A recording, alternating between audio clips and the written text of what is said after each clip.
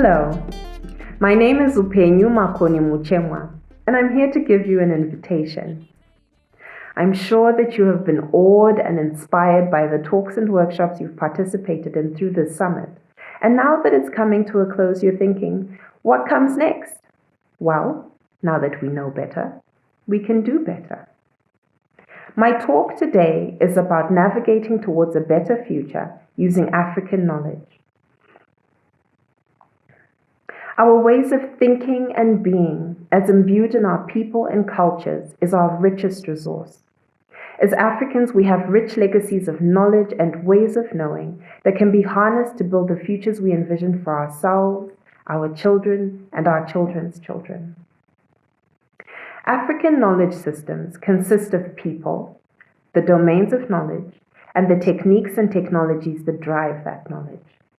These three pillars rest on the foundation of our relationships with each other and to nature.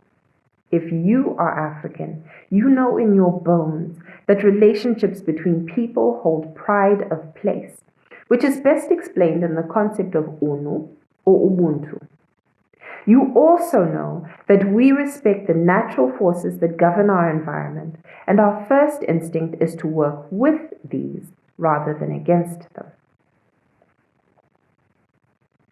The knowledge of our peoples is valuable beyond space, time, context, and culture. It holds value for us today and in the future for scientists and entrepreneurs seeking solutions to community problems. The knowledge of our peoples is essential when we are conceptualizing, validating, and implementing entrepreneurial ventures. The summit organizers challenged me to talk to you about using the tools we have as Africans, those legacies of knowledge that are rooted in our knowledge systems, to design a vision for the future and a path towards it. The best piece of advice I've ever received is from my mother, and today it is the guide by which I travel, which is to start where you are with what you have. I have told you about what we have. Now I will help you to start where you are by giving you 3 propositions. First, ask all of the questions and then ask some more. I want to begin by challenging you to ask questions and to be relentlessly curious, and I will illustrate my point with a story. Some time ago, an Italian agency, having observed that food security was an important factor for development, decided to help communities in Zambia solve this problem. They conducted scoping studies and in the process identified an ideal and very cooperative community that was rather knowledgeable in farming practices. The community occupied a fertile piece of land on the banks of a well-endowed river. The Italian agency set about implementing the project, clearing the land, planting and caring for the crops. Their hard work was rewarded when the crops bore fruit, more than enough to feed the community. But just as they were celebrating this victory, as they were making plans to scale the success of this pilot to other similar communities, they woke up one day to find that their crops had been ravaged. By what? Hippos that lived in the river. The development workers, shook, turned to the villagers and said, "Why didn't you tell us about the hippos?"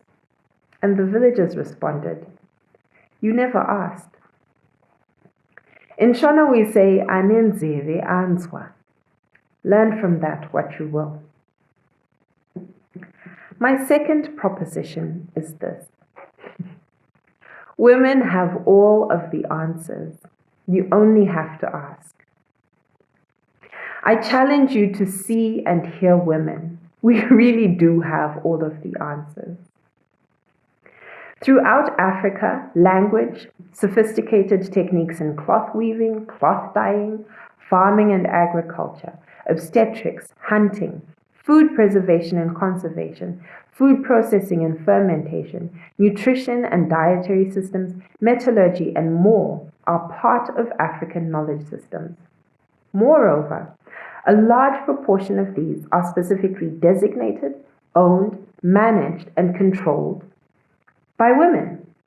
Women are the greatest store of know-how, skills, and practices that are developed, sustained, and passed on from generation to generation within a community.